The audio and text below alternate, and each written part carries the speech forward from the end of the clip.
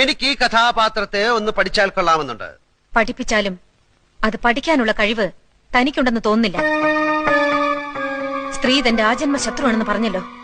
തന്റെ അമ്മ തന്റെ ശത്രുവാണോ? പെങ്ങള് ശത്രുവാണോ? അതോ അമ്മ പെങ്ങന്മാരൊന്നും ഇല്ലാത്തവനാണോ താൻ?